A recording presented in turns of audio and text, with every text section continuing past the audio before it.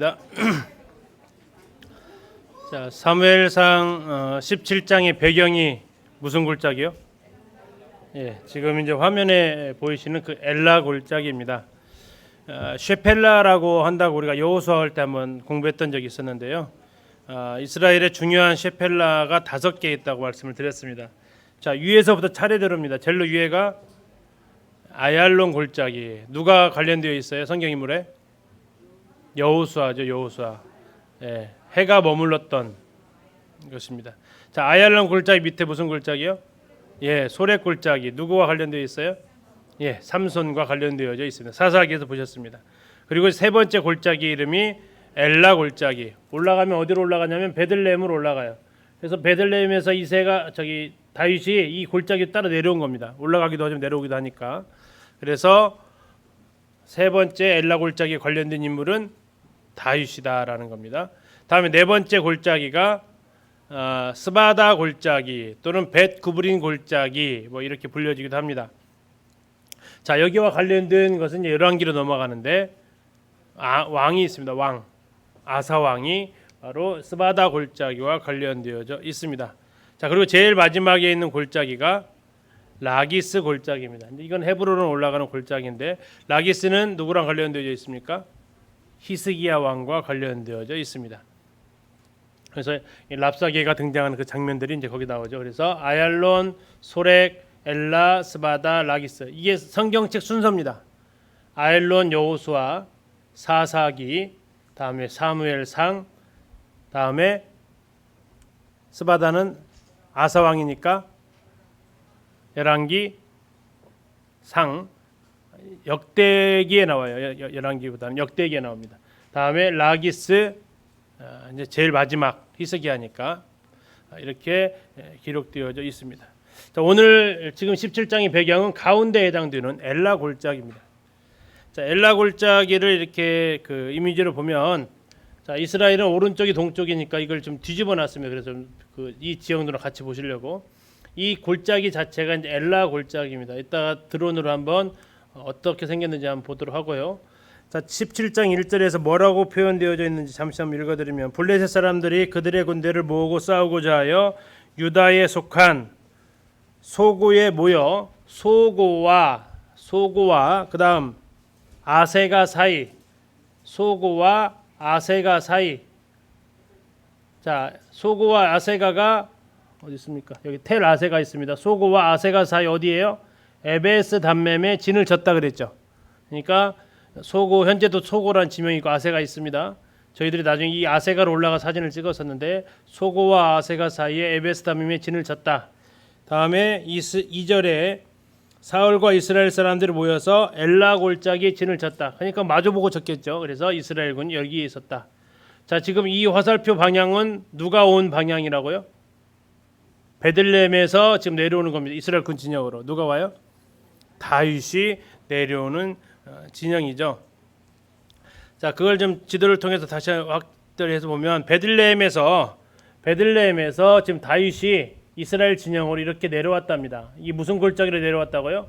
엘라 골짜기로 내려왔다고요. 아까 보셨던 다윗의 유적 샤라임이 여기에 있습니다. 키르벳 케야파라고 했던 그 지역이 발굴이 되면서 다윗 성읍이라는 것이 확인이 됐고요. 이스라엘과 블레셋은 서로 마주보고 있었다. 그리고 그 중간 어디쯤에서 다윗과 골리앗이 싸웠겠죠. 그리고 다윗이 골리앗을 죽인 이후로 블레셋은 이 길로 도망갑니다.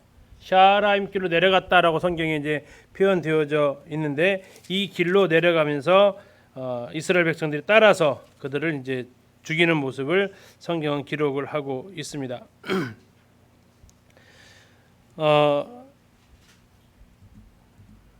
이 장면을 이제 이건 사진인데요.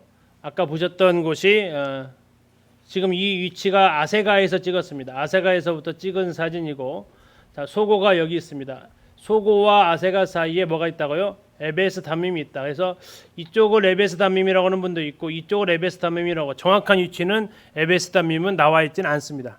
평지이기 때문에 그런 것 같고요. 그래서 이렇게 이제 지고 나서 블레셋 군들이 도망을 갔는데 성경에 나와 있는 대로 그렇게 진을 쳤다라는 것을 우리가 확인할 수 있습니다. 현지에 가서 찍은 건데 이게 지금 이제 2018년도에 가서 찍은 사진입니다. 잘 나왔죠? 자, 지금 어디서 찍었냐면 이것도 역시 아까 말씀드린 아세가에서 찍은 사진입니다.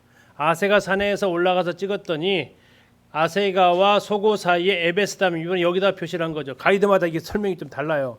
그래서 이쪽 정도 있었을 것이다라고 얘기하고 엘라 골짜기는 그 맞은편에 있어서 이제 그러면 여기에 이제 진을 쳤겠죠. 이렇게 또는 여기다 싸웠다라고도 하기도 하고요. 그렇습니다. 자, 베들레헴 방향에서 다윗이 좀 내려와서 엘라 골짜기에 있는 이스라엘 군대를 만나게 되고 이 전투에 지니까 블레셋은 이 길로 쭉 따라가면 아스돗 블레셋 땅으로 가는데 그쪽으로 도망갔다라는 얘기입니다. 자, 엘라 골짜기는 이렇게 쭉 연결되어지는 골짜기인데 성경에서 나와 있는 그 다윗과 골리앗이 싸웠던 지역을 여러 각도에서 이렇게 볼 수 있습니다. 저도 2012년도에 갔던 곳인데요. 이 엘라 골짜기 한 구역입니다. 여기에 가면 뭐가 있냐면 물맷돌, 돌멩이가 지금도 있습니다. 반질반질하게 나와 있습니다. 자, 다윗이 베들레헴에서 엘라 골짜기까지 갔던 길을 차를 통해서 한번 가면 이런 여정을 통해서 갈 수 있습니다. 제가 출발한 것은 이제 베들레헴에서 이렇게 이제 이 왼쪽에는 장벽인데 이스라엘과 이 팔레스타인의 장벽을 따라서 가다 보면 이 저 밑에 저 엘라 골짜기까지 쭉 내려다 보이는 다윗이 쓰는데요. 이 형들의 안부를 묻기 위해서 아버지의 심부름으로 엘라 골짜기로 내려가는 바로 길목입니다. 저 멘트를 보면 저도 이 설레이는 거예요. 그렇죠. 이 3000년 전 다윗이 형들의 안부를 묻기 위해서 베들레헴을 떠나서 아마 그때는 이게 걸어갔을 거예요. 낙이 타고 갔을 겁니다. 이 떡덩이도 치즈등이 들고 엘라 골짜기가 보이잖아요. 그렇죠. 베들레헴에서 요 언덕을 넘자마자 쭉 펼쳐진 곳이 바로 엘라 골짜기입니다. 시대 때에 많은 사람들이 바위길을 가다가 미끄러질지 모르니까 있는 길은 이 길을 계단으로 이스라엘에서 깎아놨어요. 뭐 로마 시대 때 만들어 놓은 길 중에 가장 보존이 잘 된 계단을 내려가고 있습니다. 보시죠. 자 보세요. 이 계단을 만들면서 이제 많은 사람들이 이제 이 길을 다닐 수 있도록 그러니까 2000년 놀라운 된 거예요. 이 길은 2000년 전 로마가 만들었지만 그렇죠. 이미 그 1000년 전, 3000년 전에 다윗은 그러니까 이 길을 따라서 엘라로 갔던 거죠. 로마가 이 길을 만들기 이미 1000년 전에 그렇죠. 다윗은 형들의 안부를 묻기 위해서 이제 이 길을 갔다 왔고 그곳에서 그 유명한 골리앗을 때려잡는 그렇죠. 아주 골리앗과의 전투가 그런 있었던 정말 하나님의 은혜의 전쟁이 이루어지고 지금 이 길이 계속해서 제가 내려가는 길이 로마 시대 때 길이에요. 이게 지금 로마 시대 때 그 길을 지금 걸어가시는 거잖아요. 이게 표시가 되어져 있어요. 만약에 이 시차널에서 혹시 또 다른 우리 스케줄 그 프로그램 한다면 이 로마 시대 때 이 길을 걸으면서 다윗을 회상하고 했다면은 정말 길을 꽃을 표시했던 마일스톤. 구경하러 가는 정도로 이렇게 꽃이 같아요. 많아요. 마일스톤 같아요. 보시죠. 여러 개가 가 있을 것 같고요. 돼 있어서 이 길이 이제 네. 엘라로 아마 제대로 가고 있다고 하는 엘라 골짜기가 야, 이거 정말 보세요. 이 부정할 로마 수 없는 증거가 이 로마 시대 기둥들을 때의 이렇게 이 기둥이 만들어서 이정표예요. 세워놓은 이 길은 베들레헴에서 엘라를 거쳐 가사 또는 엘라를 거쳐 아스글로로 가는 이정표, 길목이라고 이런 하는 이 이정표의 글이 쓰여 있던 지금 무너져 있지만 하는 역사의 고리입니다. 그렇죠. 귀한 증거물들이에요. 그러니까 이런 거를 통해서 2000년 전에 로마에 이러한 잘 정비됐던 그 유적을 보면서 다윗이 지났던 것과 오늘날 우리가 그 길을 연결해주는 브릿지 역할을 합니다. 그러니까 다윗이 그 시대에 걸었던 길과 오늘날 우리가 또 그 이렇게 설명을 자 해놓고 보시죠. 제가 출발한 것은 자, 이제 가서 보면은 그 엘라 골짜기 안에 이렇게 지금 이제 돌들이 이렇게 쭉 있습니다. 그래서 돌을 집어서 이제 퍼포먼스도 해봤는데요. 이 골짜기를 좀 위에서 좀 보면 이렇게 생겼습니다. 골짜기라고 말하기가 좀 쑥스러운 단어가 쓰입니다. 이게 골짜기라고 좀 부르는데 이스라엘에서는 골짜기 같습니까? 아무래도 우리가 생각하는 지리산 골짜기 아니죠. 낮은 구릉이다라고 생각하시면 됩니다.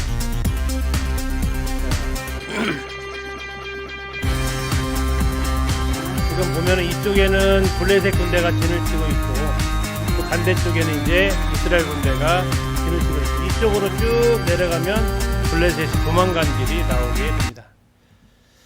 자, 이게 이제 엘라 골짜기에서 저희들이 주웠던 조약돌. 이게 뭐 하여튼 3,000년 전에도 있었던 뭐 돌들이지 않을까 싶은데 다윗이 사용했던 물매가 우리나라에 그 성도님들 한번 가봤으면 좋을 것 같은 박물관이 있는데 세계 기독교 박물관이라는 곳이 있습니다. 줄여가지고 세기박이라고 하는데 세기박. 그 충북 제천에 있어요. 충북 제천인데 거의 강원도 가까이에 있습니다. 한 2시간 반에 3시간 정도 타고 올라가야 되는데 이 부부가 이스라엘에 정말 열심을 가지고 자기 집 팔고 그 이스라엘의 유물들을 하나씩 사온, 그래서 그것을 이제 모아놓은 박물관이 충북 제천에 세계 기독교 박물관이 있습니다. 이제 거기 가면 소장하고 있는 것 중에 하나가 이스라엘에 사용되었던 무림매라고 하는데 이게 물맷돌입니다. 재료는 양털로 만들어져 있고 이 처음부터 쭉 늘어뜨리면 한 128cm 정도 된다고 합니다. 여기다가 손가락을 끼웁니다. 왜 끼울까요? 돌만 날아가야지 약까지 같이 날아가면 안 되죠.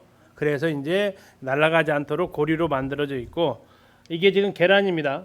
이 돌을 얼마나 큰 돌을 쓰는지를 좀 보여주기 위해서 계란을 놨는데 이 약간 이 큰 돌, 계란보다 약간 큰 돌을 400m까지 날릴 수 있다고 하고요. 물매에서 날아간 돌의 속도를 측정해 봤더니 뭐 160에서 240km까지 나올 수 있다고 합니다. 저희들이 2018년도에 그 배단이 나사로 무덤 앞에 갔더니요. 거기에 이제 장사하시는 분이 이 물건을 파는 거예요.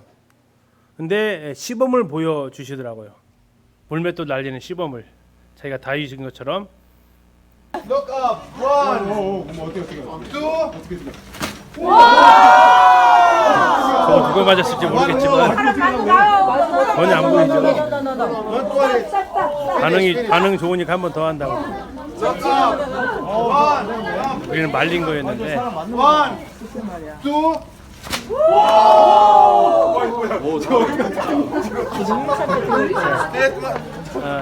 과연 저 실제 파워가 어느 정도나 되는지는 한번 다른 영상으로 확인해 보겠습니다. 자, 이 분이 이제 돌려가지고 이 앞에 있는 표적을 맞추는 겁니다.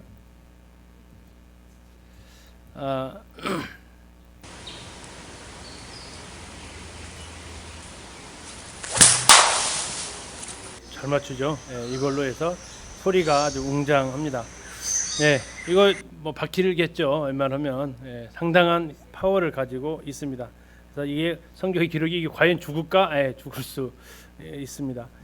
상당히 힘을 가지고 있죠. 이렇게 좀 다윗과 골리앗의 전투에 있었던 장면 그리고 사용되었던 무기들을 잠시 이렇게 좀 보았습니다.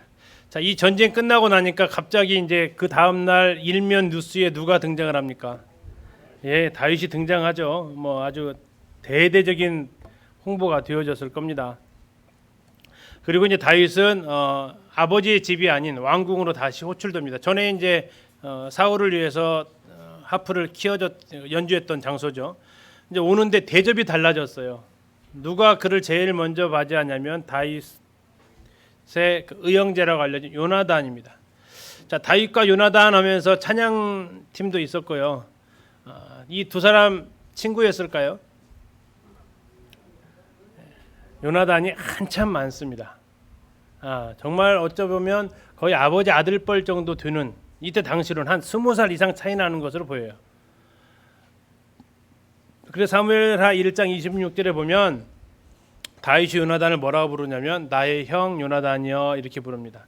그런데 정말 그들은 뭐 친구라는 것이, 우리나라는 나이 개념이 상당히 많이 들어가죠. 근데 원래 이 친구라는 개념은 마음이 통하는 사이가 친구라고 합니다. 그래서 이 두 사람은 나이 차이가 굉장히 나지만 사는 목적이 같았고 생명을 같이 나누는 사이가 됩니다. 이 요나단이 다윗을 알아보게 되는데요. 성경은 여러 차례에 걸쳐서 요나단이 다윗을 어떻게 사랑했는지 표현하고 있습니다. 18장 1절에 보면 이렇게 나와 있습니다. 요나단의 마음이 다윗의 마음과 하나가 되어 요나단이 그를 다윗을 자기 뭐같이 사랑했다고요? 생명같이 사랑했다. 3절에 또 나옵니다. 요나단은 다윗을 자기 생명같이 사랑했다. 20장 17절에서도 또 한 번에 걸쳐서 나옵니다. 다윗에 대한 요나단의 사랑이 그를 당시 맹세하게 하였으니 이는 자기 생명을 사랑함 같이 그를 사랑함이었더라. 그래서 나중에 후에 다윗은 요나단이 죽은 후에 요나단이 자기를 향해서 베푼 그 사랑을 향해서 표현도지기를 형이 나를 향한 그 사랑이 얼마나 특별한지 여인에 대한 이성간의 부부 사이에 나오는 사랑보다도 더 컸다라고 표현할 정도로 정말 요나단은 다윗을 무척 아낍니다. 근데 그 아끼는 것이 누구의 비위를 건드릴 정도로 아꼈어요? 예, 사울의 비위를 건드릴 정도로 아팠습니다. 왜 그 정도로 사울의 비위를 건드렸냐면 요나단이 다윗한테 준 선물이 그걸 보여주고 있습니다. 자, 무엇을 줍니까? 18장에 가서 보니까 4절 보시겠습니다. 18장 4절. 요나단이 자기가 입었던 무엇을 줘요? 겉옷을 벗어 다윗한테 줍니다. 이 겉옷을 벗어 준다는 건요, 우리가 엘리야와 엘리사가 아직 나오지 않지만 엘리야와 엘리사에서 엘리사가 따라가면서 뭘 취하죠? 엘리야의 겉옷을 취합니다. 그것은 무슨 의미를 가지고 있습니까? 예, 내가 엘리야의 계보를 잇는다라는 개념을 가지고 있습니다. 그래서 이 엘리사가 엘리야를 계속해서 따라다니면서 뭐 주지 않으면 난 안 간다고 그러죠. 2배의 갑절의 영감을 주지 않으면 안 간다고 얘기를 합니다. 갑절의 영감. 이게 2배의 영감, 이게 이제 자칫 오해하기 쉬운 건데 엘리야 당신보다 내가 2배나 능력 있게 해주십시오라는 그런 것이 아닙니다. 갑절의 지분을 받을 수 있는 게 누구예요? 장자예요, 장자. 큰아들이 2배의 그 후손들이 받는 것 중에 2배의 유업을 받을 수 있어요. 그래서 지금 엘리사가 요구하는 것은 내게 갑절의 영감을 달라는 얘기는 뭡니까? 내가 당신의 직통 후계자가 되게 해달라는 겁니다. 엘리야는 선지자 학교가 따로 있었거든요. 그런데 엘리사는 그렇게 훈련받은 사람이 아니에요. 그러니까 선지자 선생님도 다 미워하죠. 그러나 끝까지 찾아갑니다. 나 갑절의 영감을 주지 않으면 안 되겠다 하니까 결국 네가 내가 올라가는 걸 보면 그렇게 될 것이다 하면서 올라갈 때 엘리야가 뭘 떨어뜨려요? 그 겉옷을 떨어뜨립니다. 이 겉옷을 그가 물려받았다는 것은 그런 의미를 가지고 있다는 거예요. 이 요나단은 이 겉옷을 가지고 있다는 것은 사울의 왕위를 잇는다라는 얘기입니다. 그런데 그것을 다윗한테 벗어준다는 것은 뭡니까? 그러면 왕위가 어떻게 된다는 얘기예요? 넘어간다라는 얘기죠. 그리고 그는 스스로 자원해서 벗어줍니다. 나중에 그것은 자기 입을 통해서도 고백을 합니다. 네가 왕이 될 거야. 그리고 네 나라는 영원할 거야라고 이야기도 해줍니다. 두 번째로 준 무기는 당시에 우리가 사무엘상에서 보셨습니다. 칼, 전쟁용 무기는 누구와 누구밖에 없었어요. 사울과 요나단밖에 없었습니다. 그런데 그 무기를 주는 겁니다. 전쟁터에서의 무기는 뭐와 동일합니까? 예, 목숨입니다. 예. 그래서 이 정말 생명처럼 사랑했던 그리고 그에게 무엇을 주어도 아깝지 않은 이게 다윗을 향한 요나단의 사랑이었습니다. 생명처럼 사랑했다. 어떻게 그런 친구 있으세요? 근데 문제는 뭐예요? 내가 그런 친구가 되려고 하시나 이거죠. 그런 친구가 생겼으면 좋겠다가 아니라 그런 분은 거의 평생 안 생기시죠. 그죠? 뭐가 되는 거죠? 내가 요나단이 되려고 노력하셔야지 자꾸 우리는 누가 되려고 하죠? 다윗 되려고. 그 사랑 좀 누가 나한테 안 해주나, 누가 나를 좀 자기 생명처럼 사랑 안 해주나 라고 이렇게 찾으면 없어요. 그러니까 요나단처럼 내가 누구를 정말 내 생명처럼. 근데 아까 말씀드렸죠. 요나단과 다윗은 나이 차이가 꽤 있다고요. 정말 내가 사는 목적이 같고 삶의 비전이 같은 젊은이들이 있으면 정말 그를 그렇게 아낌없이 사랑을 해주시면 이게 바로 정말 나이를 초월한 세대를 넘나드는 사랑이 아닌가 싶습니다. 자, 사울은 다윗을 이제 보내는데 곳곳마다 가서 지혜롭게 행해서 아마 전쟁에서 싸움에서 이깁니다. 그래서 그를 군대 장관으로 세웁니다. 자, 가는 곳마다 이기고 돌아오니까 전쟁에서 이기고 돌아오면 여인들이 다윗을 향해서 찬가를 부릅니다. 뭐라고 부릅니까? 사울이 죽인 자는 천천히요 다윗은 만만이다. 자, 이 말을 듣고 제일 불쾌한 게 누구예요? 예, 사울이 불쾌하죠. 왜 불쾌합니까? 이가 앞으로 이것이 얻을 것은 뭐밖에 없어요. 이제 이 나라밖에 없겠구나 하면서 그를 굉장히 불편하게 합니다. 자, 그러면서 아마 이제 스트레스를 엄청나게 받았겠죠. 그러면 악령이 다시 그를 괴롭히게 되고, 그럴 때 다윗을 부릅니다. 다윗은 이제 그 앞에서 뭐를 합니까? 하프 연주를 해주죠. 자, 그때 이제 다윗이 그 틈을 노려서 자기가 가지고 있던 창을 던집니다. 누구를 향해서요? 자기를 위해서 하프 연주하고 있는 다윗을 향해 창을 던집니다. 자, 그때 다윗이 아주 잽싸게 피했고, 좀 도망갔어야 되는 한 번 더 던질 때까지 또 그렇게 합니다.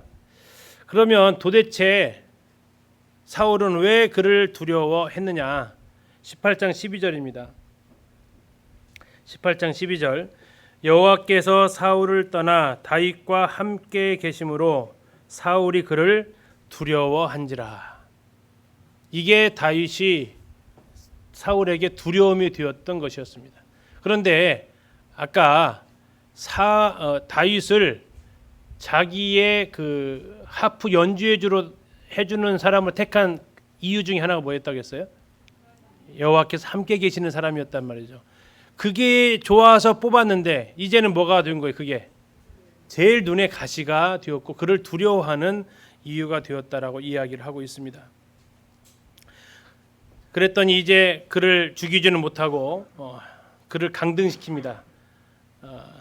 다윗을 천부장으로, 군대 장관이었었는데 장관했다가 일병 그냥 한 부대를 맡기는 그러한 것으로 강등시켰으나 다윗은 연연하지 않고 또 지혜롭게 행합니다. 다윗은 백성들에게 사랑을 받게 되고 이제 다윗을 또 다른 방법으로 없앨 방법을 찾게 됩니다. 첫 번째는 자기의 창으로 죽여보려고 했지만 실패했는데 이제 자기의 손이 아닌 남의 손을 빌려서 다윗을 죽이려고 하는데 그게 누구였냐면 블레셋의 손을 빌려서 죽이려고 합니다. 전쟁에 보내가지고 죽이려고 하는데 다윗이 죽질 않아요. 가는 곳마다 이기고 돌아오고. 그래서 이제 메랍을 통해서 보내려고 했다가 그냥 유야무야 시키고 미갈이 다윗을 좋아하는 줄 아니까 이제 미갈을 이용해서 합니다. 조건을 내세우죠. 다윗아, 네가 사위가 되려면 블레셋 사람 양피 100개를 배우면 된다. 자, 이미 다윗은 사위로 들어올 조건을 갖췄어요, 못 갖췄어요? 골리앗 죽였으니까 조건 갖췄잖아요.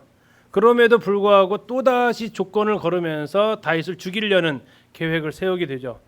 그러면 다윗은 왕의 사위가 되는 것을 좋아했을까요? 싫어했을까요? 엄청 좋아해요. 왜 좋아했을까요? 좋아했다는 것을 어떻게 알 수 있을까요? 100개만 배우라고 했잖아요. 몇 개 배워요? 200개를 배워요. 이게 엄청 좋아한 거죠. 뭐 미갈을 사랑해서 그랬는지 이제 왕의 사위가 되고 싶은 마음에서 그랬는지 아니면 더 이상 이제 자기 집안에 대한 그 메리트가 떨어져서 그랬는지 모르겠지만 아무튼 왕의 그 조건을 만족을 시킵니다. 그래서 결국 미갈의 남편이 되게 되죠. 그러니까 다윗이 이제 자기 창을 던져도 안 죽어, 블레셋을 이용해서 죽이려고도 안 죽어. 그러면서 그가 느끼는 것은 뭡니까? 또 하나님이 함께 하시는 사람이구나. 이것이 그에게 있어서 가장 두려움이 됩니다. 18장 15절에 이렇게 나와 있습니다. 아까 12절에서는 여호와께서 함께 하셔서 두려워했다고 했는데 15절은 이렇게 말합니다. 사울은 다윗이 크게 지혜롭게 행함을 보고 그를 두려워하였다라고 말하고 있습니다. 28절에 보니까 여호와께서 다윗과 함께 계심을 사울이 보고 알았고 29절 사울이 다윗을 더욱 두려워했다라고 이야기하고 있습니다. 자, 하나님이 함께 하십니다. 다음에 모든 일을 지혜롭게 행합니다. 자기의 가장 가까운 자녀들마저도 누구 편입니까? 요나단은 이미 뺏겼고 다윗한테 이제 누구까지요? 미갈까지도 이제 자기 편이 아닌 다윗 편을 드니까 그를 계속해서 두려워하게 되는 가운데 이르게 됩니다. 결국 어쨌든 다윗은 계속 사울의 그 살해 포위망에 놓이게 되는데 마지막 장면이 미갈을 이용해서 죽이려고 하는 계획을 세웁니다. 그런데 이 모든 과정을 옆에서 요나단이 다 보고 있었고요. 사울은 19장에서 공개적으로 신하들한테 다윗을 죽이라고 명령을 내립니다. 19장 1절입니다. 사울이 그의 아들 요나단과 그의 모든 신하에게 다윗을 죽이라 말하였다라고 얘기합니다. 다윗 죽여라라고 이제 공개적으로 사위를 죽이는 이런 시도를 합니다. 그러니까 이 소식을 듣고 다윗이 요나단이 어떻게 하겠습니까? 말리겠죠. 19장 4절 요나단이 그의 아버지 사울에게 다윗을 뭐 했다고요? 칭찬합니다. 왕은 신하 다윗에게 범죄하지 마옵소서. 그는 왕께 득죄하지 아니하였고 그가 왕께 행한 일은 심히 선합니다. 라고 이렇게 요나단은 오히려 다윗을 두둔합니다. 이 말을 들어보니까 틀린 말이 없죠. 그러니까 사울이 알았다, 죽이지 않겠다. 6절 끝에 보니까 그가 죽임을 당하지 아니하리라. 그러니까 다시 요나단은 다윗을 부릅니다. 걱정 마, 아버지께서 너 안 죽인대. 이제 됐어. 되기는요.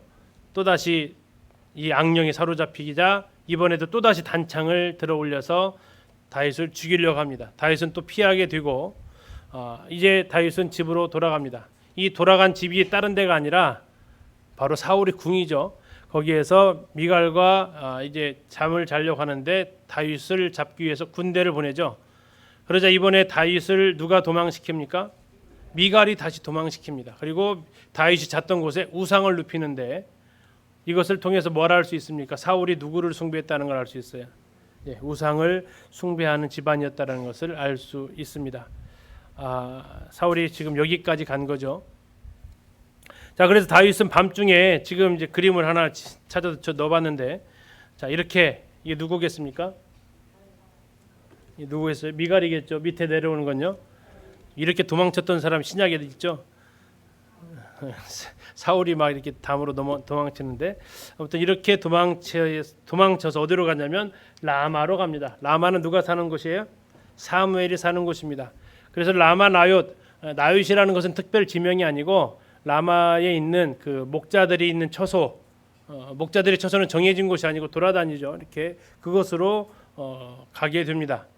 그러면서 이제 다윗이 그쪽으로 도망갔다는 소식을 들으니까 사울이 군대를 보내서 다윗을 잡으러 가는데 다윗을 잡으러 갔던 군인들이 가면 족족 예언을 합니다. 보내도 또 예언하고 보내면 또 예언하고 보내면 또 예언해. 이제는 내가 가겠다 해서 갔는데 누구도 예언해요? 자기도 예언을 합니다. 그리고 이제 들어넣어 버려요. 자, 이 상황이 지금 아까 지난번에 말씀드렸던 사무엘상의 대표적인 세 인물 사무엘, 사울, 다윗 만날 수 있는 기회였어요. 여기 한 번에 다 나와요. 세 명이 다. 자, 사무엘은 라마에 살고 있었고 다윗은 사울을 피신해서 라마로 도망갔고 사울은 다윗을 잡기 위해서 라마로 갔고 그래서 한 번에 만날 수 있는 장소가 기회가 생겼는데 만나요 못 만나요? 못 만나죠. 그래서 결국 이제 그들은 더 이상 만날 수 없는 상황 가운데 가게 되고 자, 이것을 바탕으로 지어진 시편이 있습니다. 그게 시편 59편입니다.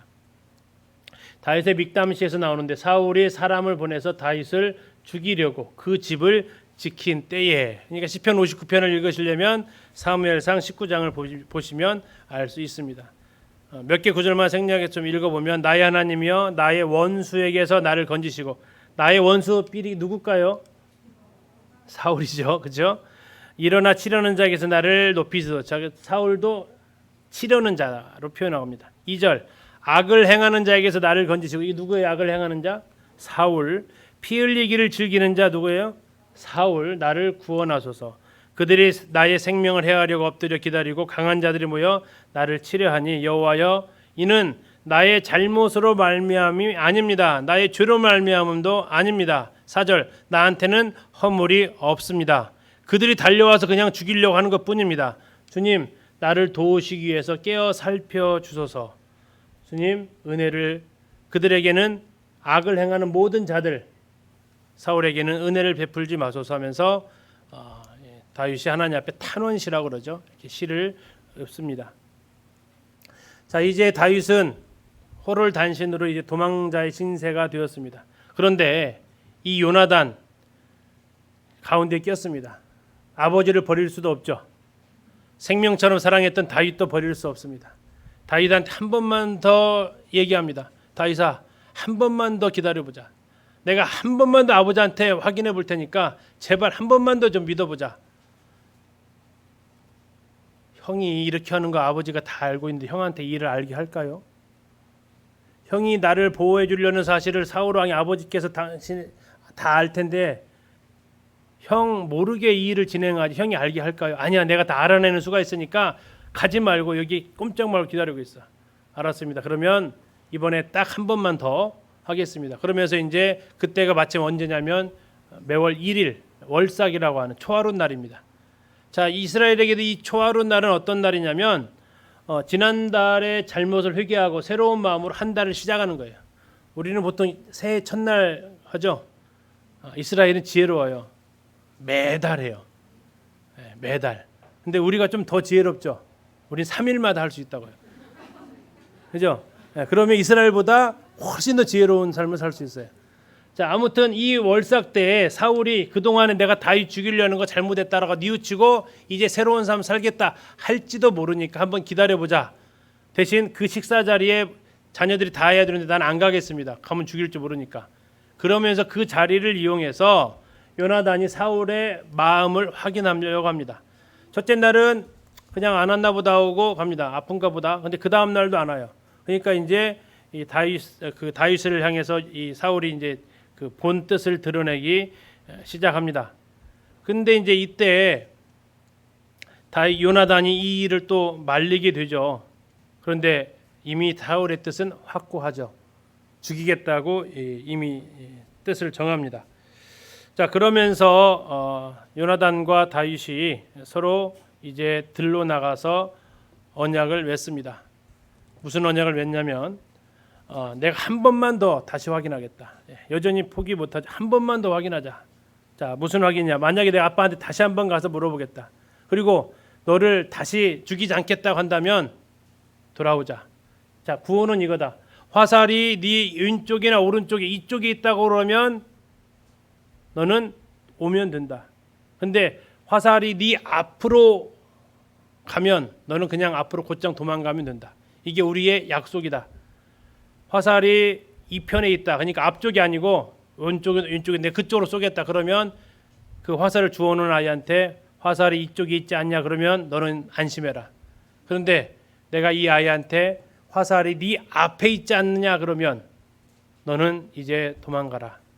라고 서로 약속을 짭니다. 자, 그래서 이제 아버지의 마음이 완강한데요. 어느 정도로 완강을 하냐면 이 20장에서 이 요나단을 향해서 악담을 퍼붓습니다. 20장 30절입니다. 20장 30절. 사울이 요나단에게 화를 내며 그에게 이르되, 이렇게 말할 수가 있어요. 폐영무도한 계집의 소생아, 네가 이새의 아들을 택한 것이 네 수치와 네 어미의 벌거벗은 수치됨을 내가 어찌알지 못하랴. 이새의 아들이 땅에 사는 동안은 너와 네 나라가 든든히 서지 못하리라. 그런즉 이제 사람을 보내어 그를 내게로 끌어오라. 그는 죽어야 할 자이니라. 네가 지금 요나단 네가 다윗을 살리면 어떻게 된다는 얘기입니까? 이 나라 네 거 안 돼. 다윗 살려두면 이 나라는 다윗 거야. 네 거 아니야. 네가 이렇게 하면 너의 수치일 뿐만 아니라 네 어미의 수치도 되는 거야. 그러면서 자식을 향해서 참 폐영무도한 이런 말을 쓸 정도로 사울이 이제 완전히 뜻을 정한 것을 보게 되죠. 그래서 요나단이 이제 자기의 그 수하 군사와 함께 들러 나갑니다. 다윗과 약속한 곳으로. 그리고 이제 화살을 아마 눈물을 흘리며 쐈을 겁니다. 길게 당겨서 앞으로 보냅니다. 다윗이 있는 쪽으로. 그러면서 이 화살 아이한테 얘기하죠. 화살이 어디에 있다? 네 앞에 있다. 어서 빨리 주워와라 합니다. 이 아이는 뭔 소리인지 모르고 열심히 뛰어가서 화살 주워오죠. 그러니까 이제 화살을 맡기고 너는 궁으로 들어가라 하면서 다윗과 요나단이 두 사람이 만납니다. 그리고 그들은 정말 부둥켜 울면서 이별을 합니다. 20장 41절. 아이가 가매 다윗이 곧 바위 남쪽에서 일어나서 땅에 엎드려 3번 절한 후에 서로 입맞추고 같이 울되 다윗이 더욱 심하더니 요나단이 다윗에게 이르되 평안히 가라. 우리 두 사람이 여호와 이름으로 맹세하기를 여호와께서 영원히 나와 너 사이에 계시고 네 자손과 내 자손과 네 자손 사이에 계시리라 하였느니라 하니 다윗은 일어나 떠나고 요나단은 성읍으로 돌아가니라. 자, 이게 20장을 지난번에 이렇게 두 사람이 눈에서 눈물이 똑똑 떨어졌다 해서 20장으로 외우라고 그랬습니다. 두 사람의 눈물이 20장입니다. 누굽니까? 다윗과 요나단의 눈물입니다. 앞에 있는 이는 그 두 명이고 영은 눈에서 떨어지는 그 눈물을 생각하시면 사무엘상 20장에서 두 사람이 정말 눈물의 이별을 하는구나라고 이렇게 기억할 수 있겠습니다. 자, 그러면서 이 두 사람은 영영 이별은 아닙니다. 나중에 또 만납니다. 다윗 숨어 있는 곳을 또 찾아와서 괜찮아? 살아 있었어? 나라는 분명히 네 거 될 거야. 다시 요나단의 그 사랑은 정말 끊이지 않습니다. 자, 이제 다윗은 어디로 가야 될까요? 라마는 이미 들켜버렸습니다. 어디로 가야 될까요? 그가 찾아간 땅은 노비라는 땅입니다. 노브는 왜 그가 갔을까요?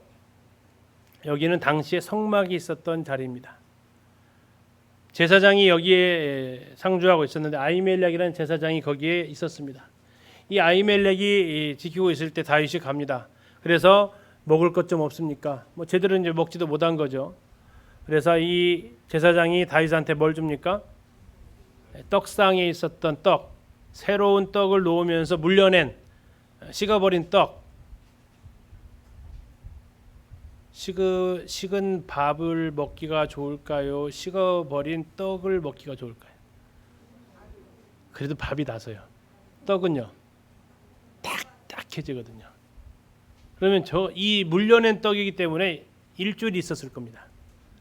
일주일 된 이 정말 딱딱하고 식은 떡을 받습니다. 그리고 이제 그것을 먹은 거죠.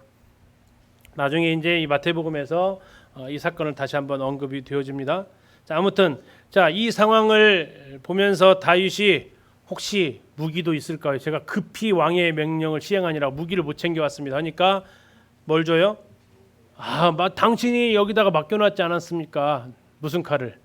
골리앗의 칼이 여기 있습니다. 그러니까 가져가십시오. 이거 뭐 당신 거니까. 근데 이것을 누가 다 보고 있었냐면 도액이라는 사람이 보고 있었습니다. 그의 이름의 뜻이 눈치 보는 자입니다. 얼마나 이게 이름을 참 잘 지었어요. 원래 이것을 다 지켜보고 있었던 거죠. 근데 그 사람 소개합니다. 에돔 사람이었고요. 사울의 양을 치는 사람이었습니다. 그리고 이 상황을 다 지켜보고 있었습니다. 그러면 이 상황은 바로 이 놉과 사울의 고향이었던 기브아는 멀어요, 가까워요? 사울의 양을 이 사람이 치고 있었으니까 가까운 거죠. 이따 거리상으로 이렇게 확인 한번 해보겠습니다. 자, 이렇게 해서 지금 다윗이 이 도액을 봤어요, 못 봤어요? 봤어요. 봤는데 약간 불길하고, 근데 대책이 없으니까 뭐 잘못한 것이 있어야 추궁을 하죠. 그냥 봤으니 조금 미심쩍은데 그냥 갔어요. 근데 이게 이제 천추의 한이 되죠. 자, 그러면서 그가 간 곳을 어디로 갑니까? 이스라엘에는 더 이상 피할 곳이 없어요. 전부 다 이미 다 사람이 다 깔려 있어요. 왕이 죽이려고 했기 때문에. 어디로 들어갑니까? 국경을 넘어갑니다. 국경을 넘어가는데 넘어간 국경이 어디입니까? 블레셋에서 넘어갑니다. 블레셋에 5성읍이 있는데 그 5성읍 중에서 어디로 갑니까? 가드로 갑니다. 힌트 퀴즈. 골리앗의 고향은 어디일까요? 골리앗의 고향. 다윗이 사무엘상 17장에서 죽였던 골리앗의 고향. 가드 사람 골리앗입니다. 자, 어디로 들어간 겁니까? 그러면 호랑이 속으로, 호랑이 입속으로 들어간 거죠. 근데 다행인 것은 뭐가 다행일까요? 시간이 꽤 흘렀다. 그리고 다윗은 용모가 어땠을까? 예전하고 많이 달라졌다. 자, 그러면 알아본다, 못 알아본다? 못 알아볼 수 있다. 근데 화근은 뭐다? 뭘 가지고 갔다? 누구 칼? 골리앗의 칼을 왜 가져가 도대체? 골리앗의 칼을 가져갔는데 그 칼은 심상치 않은 칼이죠. 평범한 칼 아닙니다. 그렇죠? 거인이나 들고 다니는 칼이죠. 가드 사람들이 누구는 못 알아봐도, 다윗은 못 알아봐도 이제 크고 성장했으니까 뭐는 알아볼 수 있어요. 골리앗의 칼은 알아볼 수 있다고 이거 가져갔잖아요. 여기서 이걸 안 가지고 갔으면 괜찮았을 텐데, 제대로 됐을 텐데 이걸 가지고 가니까 이건 들통나죠. 얼마 안 가서. 자, 그러면서 이 아기스의 신하들이 얘기하는 겁니다. 아, 이 사람 보니까 다윗입니다. 저 칼이 있습니다. 저 골리앗을 죽였던 저 칼이 분명히 다윗입니다. 근데 그를 뭐라고 표현하냐면 그 땅의 왕이라고 표현합니다. 골리앗을 죽일 정도였기 때문에 굉장히 대접받을 만했겠죠. 그런데 지금 쫓겨온 겁니다. 자, 그러면서 이제 다윗은 순간 위기에 처합니다. 무슨 위기일까요? 자, 1차적으로는 죽을 수 있어요. 왜요? 골리앗이 장군을 죽였고 엘라 골짜기 그 전투에서 대패를 안겨줬으니까. 그러나 죽이려고만은 하지 않은 것 같습니다. 자, 21장의 끝부분을 그 쫓겨나는 부분을 잠시 보시면 21장 15절 보십시오. 나에게 미치광이가 부족하여서 너희가 이자를 데려다가 내 앞에서 미친 짓을 하게 하느냐? 이자가 어찌 내 집에 들어오겠느냐 하니라. 지금 뭐 하려고 했다는 계획을. 내 집에 뭐 하려고요? 들어오게 하려고 했다는 얘기예요. 그러면 다윗을 지금 누구 편으로 만들려고 했다라는 것이 되는 거예요? 예, 블레셋 편으로 만들 계획을 지금 세웠다라는 겁니다. 나중에 이제 다윗이 스스로 찾아가긴 합니다만 지금 이 상황에서는 지금 갑자기 무슨 상황이 됩니까? 들키지 않겠지. 이 정도 됐으니까. 근데 가지고 갔던 칼 때문에 아마 들킨 것 같습니다.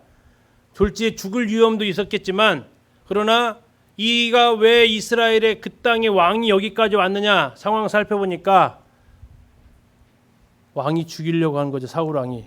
그러면 이걸 다윗을 다시 뭘로 활용할 수 있어요? 가드 왕하고 다윗의 공공의 적이 누굽니까? 사울과 이스라엘이죠. 그러면 다윗을 어떻게 활용할 수 있다고요? 이스라엘을 공격하는 도구로 쓸 수 있다는 얘기입니다. 이게 지금 갑자기 다윗이 이 상황에서 이것을 수긍하게 되면 다윗은 정말 이제 누구랑 싸워야 되는 사람이 된 거예요? 예, 사울과 이스라엘과 싸워야 되는 상황이 되는 거예요. 자, 두 가지 위험을 예측할 수 있습니다. 하나는 죽는 위험. 대패를 안겨줬으니까. 또 하나는 이제 이스라엘을 대항해서 싸워야 되는 그러한 어려움 가운데 그가 처할 수 있었다는 거죠. 자, 그러면서 다윗이 행한 선택은 뭐라고요? 자, 연기를 합니다. 즉석 연기를 하죠. 아마 이제 이때 시상식이 있었으면 무슨 상이라고요? 나무주연상을 받을 연기를 합니다. 무슨 연기? 미친 채 합니다. 어디서 이런 것이 나왔나를 모르겠는데 그는 아주 그냥 침을 흘리면서 허기적 하면서 이러한 이 미친 척 행동을 합니다. 근데 이 성경에 쓰여져 있는 다시 올라가셔서 다윗이 했던 행동을 보면 13절 보시면요. 그들 앞에서 그의 행동을 변하여 뭐 했다고 나왔어요? 미친 채 했다고 그랬죠. 이 미친 채 했다라는 것을 히브리어 단어로 이렇게 풀어보니까 그가 자신의 맛을 변화시켰다라는 뜻을 가지고 있대요. 다시 말하면 무슨 상황이라고요? 맛이 갔어요. 이스라엘도 이런 표현을 쓰는 거예요. 맛이 갔다. 우리만 쓰는 게 아니라 이 사람들도 맛이 갔다. 이게 스스로 맛이 간 사람으로 만들어 버렸다는 얘기예요. 딱 봐도 저 사람 맛이 갔다. 정상 아니다. 자기가 저렇게 골리앗을 죽였는데 그 왕이 자기를 쫓아내니 저 신세가 얼마나 처량했을까. 드디어 미쳐버리고 말았구나 하면서 아기스 왕이 에이 안 되겠다. 보내라. 우리 집에 더 이상 우리 편으로 둘 수 없겠다. 저 미친 자가 뭔 짓 할 줄 아냐 하면서 그냥 다윗을 우리 집에 이 가드 땅에 두려는 계획을 다 취소시키고 쫓아버립니다. 다윗이 어땠을까요? 그것을 시로 씁니다. 시편 56편이 그 배경이 됩니다. 이 두 편이 나오는데 지금 우리 책에는 34편만 나와 있는데 56편도 같이 있습니다. 다윗이 가드에서 블레셋인에게 뭐 했다고요? 잡혔대요. 그러니까 제일 처음에는 그냥 모르는 척 갔는데 이제는 이제 잡힌 거예요. 잡혀서 어디에 갔을까요? 아마 이제 갇혔겠죠. 자, 이 갇혔을 때 지은 시가 아마 이제 이 시라는 거죠. 하나님의 나에게 은혜를 좀 베풀어 주십시오. 6절 그들이 내 생명을 엿보았던 것 같이 모여 숨어서 내 발자취를 지켜봅니다. 8절이 유명한 구절입니다. 나의 유리함을 주께서 계수하셨사오니 나의 눈물을 주의 병에 담으소서. 9절 내가 아뢰는 날에 내 원수들이 물러가려니 이것으로 하나님이 내 편이심을 내가 아나이다. 13절 주께서 내 생명을 사망에서 건지셨음이라라고 얘기합니다. 이게 지금 잡혀 있을 때입니다. 그리고 연기를 기가 막히게 해서 드디어 풀려납니다. 그리고 풀려나면서 지은 시가 34편이에요. 그러니까 앞에가 56편이 먼저 지었고 그 다음에 34편을 지은 겁니다. 제목이 이렇습니다. 아비멜렉. 가드 왕이 아까 이름이 뭐였어요? 아기스였죠. 근데 왜 아비멜렉이에요? 이건 이름이 아니고 왕이라는 뜻이에요. 예. 이해 가시죠? 이름이 아닙니다. 아비멜렉은 왕의 호칭입니다. 바로처럼 왕의 호칭입니다. 대통령처럼. 이게 뭐 다윗이 왕 앞에서 미친 채 하다가 쫓겨나서 지은 시. 이제는 감옥에서 해방이 된 거죠. 4절에 얘기합니다. 내 모든 두려움에서 나를 건지셨다. 내가 부르짖었더니 하나님께서 구원하셨다. 건지셨다. 부르짖음에 귀를 기울이셨다. 나를 건지셨다. 내 모든 뿔을 보호하셨다. 아까 시하고는 완전히 이제 좀 다른 느낌을 가질 수 있습니다. 여기만 보고 마치도록 하겠습니다. 여기가 보면 아까 다윗이 이제 도피했던 경로인데요. 지금 이 기브아에 누가 살고 있다고요? 사울, 요나단, 미갈 같이 있었고, 자 여기에서 이제 노베 다윗은 피신을 갑니다. 노베 제사장이 있었고요. 아히멜렉이 있었죠. 그리고 여기에서 어느 정도에서는 이제 도액이 지켜보고 있었을 것입니다. 여기에서 노베에서 예를 들어 가깝습니다. 1km밖에 안 됩니다. 노베에서 진설병 먹고 안 가져갔으면 더 좋았을 것 같을 골리앗의 칼을 가지고 갑니다. 어디로요? 저 블레셋 땅으로. 자, 내려갈 때 어디로 내려갔을까요? 내려갈 때 쉐펠러로 내려가야 됩니다. 자, 맞춰보십시오. 아이알론으로 갔을까요? 소렉으로 갔을까요? 엘라로 갔을까요? 엘라로 갑니다. 갈 수밖에 없습니다. 그쪽 길이에요. 자, 엘라로 가면 어떨 것 같아요? 예전에 뭐 하면서 갔던 길입니까? 형을 안부 전하러 갔다가 여기에서 골리앗을 만나서 승리하고 그의 인생이 완전히 180도 달라지죠. 그 길을 이제는 어떤 신세로 갑니까? 그 정말 배경음악이 깔리면 어떻게 깔릴 것 같아요? 정말 슬프게 깔리겠죠. 처량하게. 밤에 갔을까요? 낮에 갔을까요? 낮에는 못 돌아다녔겠죠. 얼마나 적막한데 갔을까요? 예, 그 모습을 한번 떠올려 보시라고. 엘라 골짜기로 내려갔다고. 그래서 가드에 도착을 합니다. 근데 간 곳이 골리앗의 고향이라니까요. 칼만 안 가져갔어도 어떻게 살아보는데 칼을 가져가서 하나님이 못 숨게 만드신 것 같아요. 아무튼 그래서 그곳에서 만나게 됩니다. 자, 가드는 현재 지금 어느 지역인지 거의 밝혀졌습니다. 그리고 이제 거기를 뭐라고 하냐면 텔 짜피트라고, 이름이 좀 어렵네요. 거기에 뭐가 나왔냐면 골리앗이라는 알파벳 글자가 그릇 조각에서 나왔어요. 이 가드 지역을 잠시 좀 보면요.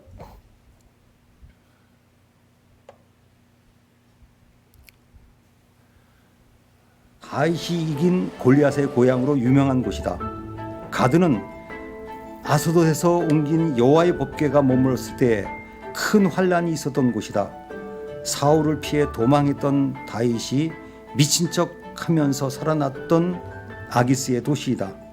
블레셋은 해양 민족으로 팔레스틴의 어원이 되었고 블레셋 사람들은 발굴하고 있습니다. 교통이 좋고 비옥한 이 지역을 차지하고 살았기에 이 지역을 블레셋 평야라고 부른다.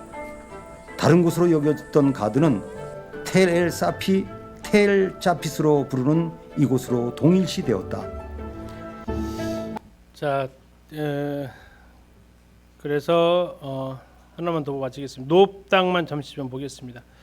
아까 노브에 뭐가 있었다고요? 성막이 있었고 아히멜렉 제사장이 있었고 다윗이 골리앗의 칼을 가져갔고 진설병 땅을 먹었던 것입니다. 여기가 예루살렘이고요. 여기가 노브입니다. 거리상으로 어때요?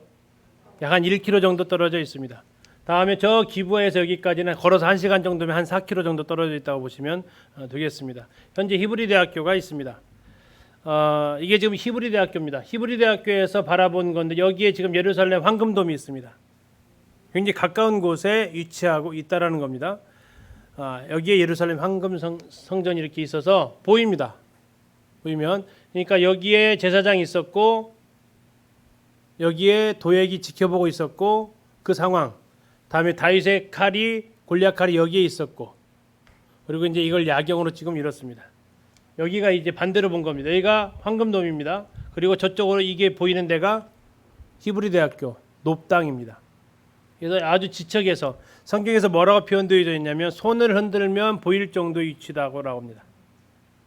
그 정도로 아주 지척에 있는, 이스라엘 가서도 바로 보일 수 있는 곳, 이것이 우리가 보셨던 높당의 위치가 되겠습니다. 자, 오늘 21장까지 이렇게 보면서 다윗이 이제 22장부터는 본격적으로 무슨 길에 접어들어요? 예, 도망길에 접어듭니다. 하나님께서 그를 훈련시키시는 과정이다라고 성경은 기록하고 있습니다. 왕의 훈련 특별했습니다. 그것을 같이 이렇게 살펴보도록 하겠습니다. 선생님 기도해 주시고 오늘 마치도록 하겠습니다.